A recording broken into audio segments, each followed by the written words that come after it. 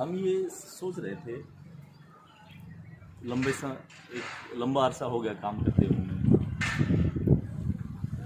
एक जो बात ज़मीनी सतह पर मुझे देखने को मिली, मैं सोचा उसका एक एक्सपीरियंस आपके साथ साझा किया जाए। जैसे देहात के जो लोग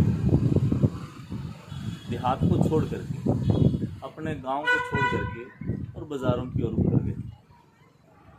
बाज़ारों की ओर जब वो आए तो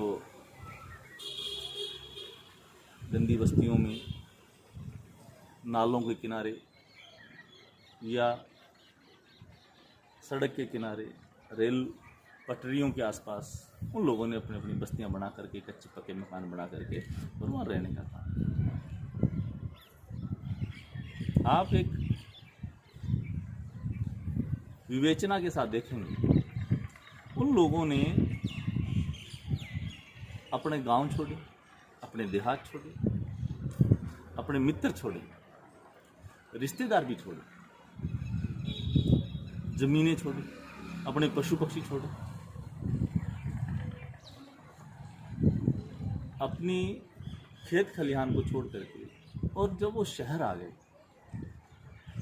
साथ क्या लेकर गए? साथ क्या नहीं छोड़ा? ऐसी कौन सी चीज़ थी जो गांव में सब चीज़ें छोड़ करने के बाद भी अपने साथ लेकर के आए? वो एक ही चीज़ है, उसका नाम है जाति। उस तंगहाली में रहने वाले आदमी ने, इतनी कठोर परिस्थितियों में रहने वाले आदमी ने अपनी जाति नहीं छोड़ी। वो जाति के साथ चिपका रहा। वह जातीय मानसिकता अपने साथ लेकर के आया। उदाहरण के लिए आप देखिए, अगर आपको कभी दिल्ली जाने का मौका मिले, आप वहाँ की झुग्गी-झोंपड़ियों को देखिए, वहाँ की स्कूर बस्ती, दया बस्ती, उनको देखिए। या अगर आपको कभी मौका मिले, लाल कुआं का जो बेल्ट है उसको देखिए। वहाँ आपको प्रत्येक राज्य का व्यक्ति मिल जाएगा, और वह व्यक्ति अपनी जाति के साथ मिल जाएगा। मुझे इन सभी बस्तियों में जाने का, काम करने का मौका मिला, लोगों से मिलने का मौका मिला, और लाल कुआं का जो बेल्ट है उसमें तो सरदे बनते धमस्वरूप वो काम कर रहे हैं। वहाँ लोगों के बीच में बैठने का मौका मिला। बात निकल के आई कि आज भी जातिवाद हावी है। उनकी मानसिकता आज भी जाति के साथ अटैच है। सब कुछ छोड़ दिया उन्होंने, संपत्ति, घर, परिवार, पशु पक्षी, खेत खलिहान, मित्र, रिश्तेदार, पर जो नहीं छोड़ी, जाति नहीं छोड़ी। उसके बाद आप देखिए, जो लोग सेक्टरों में रहते हैं, अपनी बड़ी बिल्डिंगों में रहते हैं, संपन्न हो गए, नौकरियों में चले गए, अच्छा पैसा आ गया, अच्छा बिजनेस हो गया, उसके बावजूद भी वह अपनी जाति के साथ चिपका हुआ है। उससे वो जाति नहीं छूट रही। वह अपनी जाति को ही प्रमोट करते हैं बड़े गर्व के साथ। चलिए, बात ठीक है यहाँ पे। उससे आप एकदम और आगे बढ़ते हैं। समाज का एक ऐसा बुद्धिजीवी तबका है जो अपने आप को विद्वान कहता है, समाज का पथ प्रदर्शक कहता है। वह भी उस जातीय मानसिकता के साथ अटका हुआ है।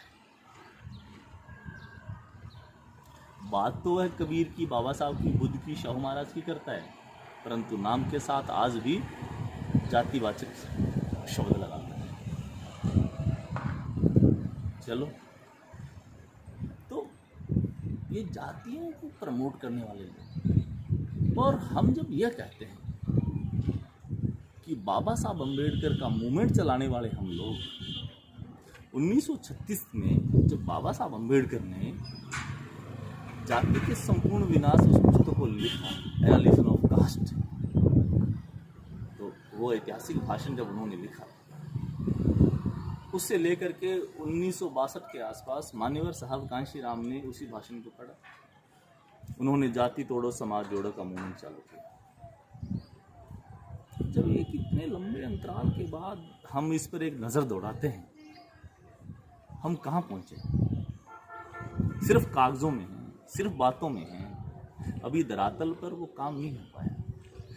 जो हम ये कहते हैं कि हमें रोटी बेटी का संबंध बना करके जातियों को ख़त्म करके और समता मूलक समाज की स्थापना करना है, हमने आज सच्चाई ये है कि सिर्फ रोटी के संबंध बनाए हैं, बेटियों के संबंध नहीं बनाए। यानी हमने अभी एक जाति के व्यक्ति ने दूसरी जाति के व्यक्ति के साथ शादी नहीं की, हमने बेटियों के लेन देन नहीं किए। बेटियों के लेन देन आज भी हम अपनी ही जातियों में करने में प्रयास करते हैं। उसके बाद एक और बीमारी छिड़ी।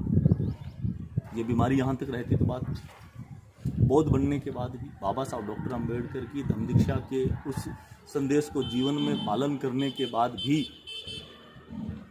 हम आज इस लहजे से धम्म को देखते हैं। एससी का लाभ मिलेगा, एसटी का लाभ मिलेगा, ओबीसी का लाभ मिलेगा,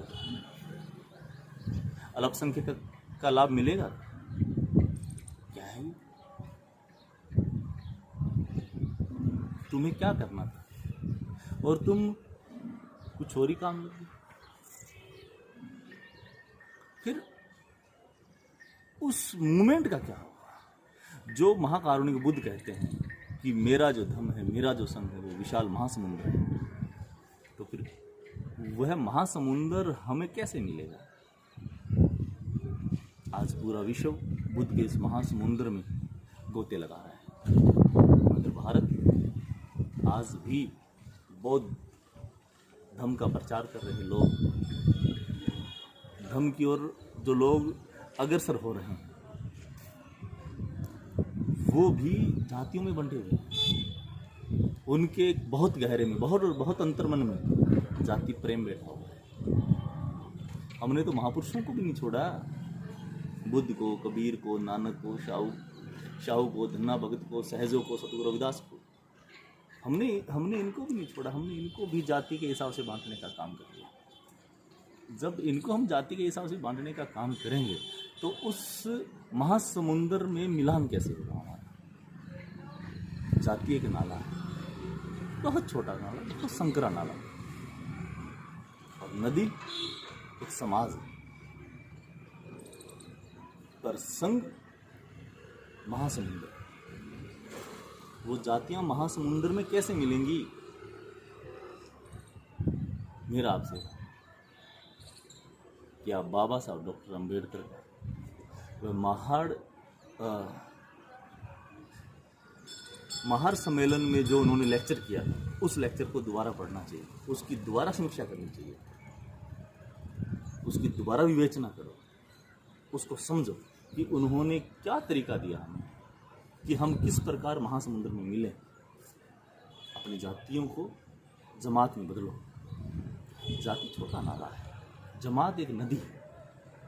जैसे ही नदी जमात के रूप में लबालब हो जाएगी, भाईचारा बढ़ेगा, काम आगे बढ़ेगा, यह मिशन, यह आंदोलन, यह बुद्ध का धर्म आगे बढ़ेगा और जा करके उस महासमुंदर संघ में समा जाएगा। तब ही जातियों का विनाश हो सकता है। और जब तक आपको बाबा साहब डॉक्टर अंबेडकर की सोच में, समता मूलक इस सोच के साथ, स्वतंत्रता और समानता की सोच के साथ निरंतर उन नालों को खींच करके नदियों में मिलाने का काम करते हैं। और जैसे ही नदियां भर जाएंगी, स्वतः ही महासमुंदर की ओर, बुद्ध धम्म संघ की ओर अग्रसर हो जाएंगे।